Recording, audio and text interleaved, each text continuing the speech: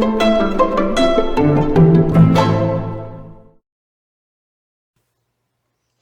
my name is Brandon, and I'm an alcoholic and addict in recovery. Yesterday, I talked some about resentments and how they relate to having what Michael A. Singer calls a closed heart in the untethered soul. And today, I want to talk about another aspect of this. So, yesterday, he was talking about what we would call resentments. He refers to as samskaras, which are negative experiences that we take in that block our ability to fully experience life and to be open to life. And of course, in our recovery programs, we're often taught we need to go back and address those resentments, get our side of the street clean in order to be able to fully experience life. There's another aspect of this that is really important to the alcoholic and addict, and that's what happens with really good experiences. So often we hold on to resentments, we keep those close to us, and they really do some damage to both our spirit and the way that we experience life on a day-to-day basis. But the same thing can happen with really good experiences.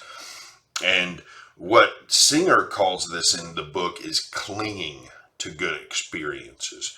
And so, just reading a little bit from what he has to say, clinging means I don't want this one to go away. He told me he loved me, and I felt so loved and protected. I want to keep reliving this moment. Play it back for me over and over again. Clinging creates positive samskaras, and when these are stimulated, they release positive energy. Hence, two kinds of experiences can occur to block the heart. You are either trying to push energies away because they bother you, or you're trying to keep them close because you like them. In both cases, you're not letting them pass, and you're wasting precious energy by blocking the flow through resisting and clinging. And this immediately reminded me of part of the reason that I feel like I kept drinking and using was that I was clinging to some very positive emotions and moments that I had associated with the use of alcohol and drugs from early in my time using them. And I was, in a sense, chasing after that those moments, trying to recreate those moments, and chasing that high that I had gotten in the very beginning. And if I look back, the use of alcohol and drugs was actually just part of that experience. Usually, those experiences were really centered around being with friends and people I cared about and people who cared about me. They weren't just related to getting high or drunk. But I clung to those. I associated it with alcohol and drugs. And then I chased after that again. I wanted to recreate that again and again and again. And so it was hard for me to get any new experience and let any new experience influence me because I was clinging so hard to some of these old positive experiences that had happened. And so he argues that, we need to get out of the mindset of clinging to the good stuff and resisting the bad stuff. And we need to just let life flow through us. So here's what he says about that. The alternative is to enjoy life instead of clinging to it or pushing it away. If you can live like that, each moment will change you. If you're willing to experience the gift of life instead of fighting with it, you will be moved to the depth of your being. So that's exactly what we talk about in several recovery programs when we talk about living life one day at a time. You know, don't try to live it all at once. Live it one day at a time. Experience life moment to moment and really embrace those moments and then watch as they pass. That's what happens in life. And as soon as we start clinging to things, as soon as we start trying to grab onto things and not letting them go, that's when we start to experience some of the more negative aspects that he's talked about here, where we are blocking off energy that could be helping us to really appreciate life on a moment to moment basis. So to make this happen, here's what he says. To achieve this state, simply allow the experiences of life to come in and pass through your being. If old energies come back up because you were unable to process them before, let go of them now. It's that easy. Um, of course, it hurts when these things come up. They were stored with pain, they're going to release with pain.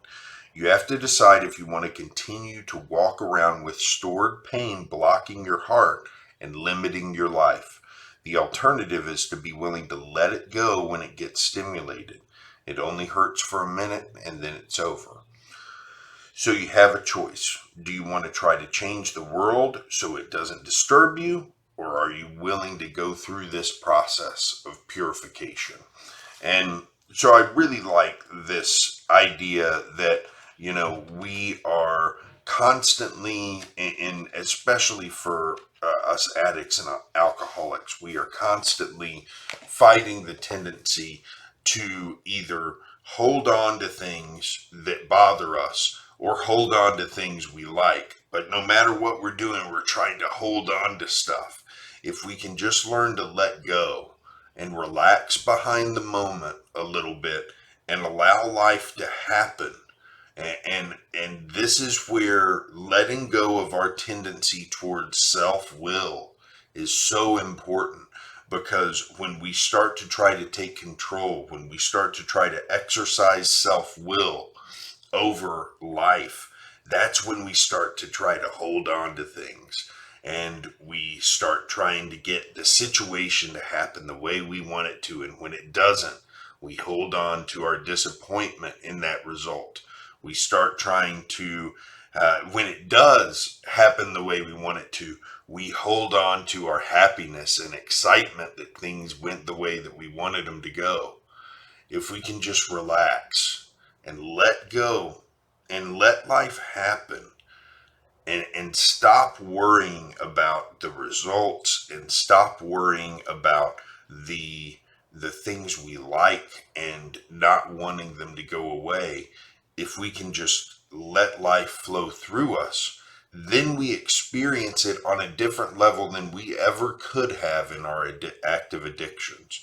And so I like this, and there's a lot to explore with this idea.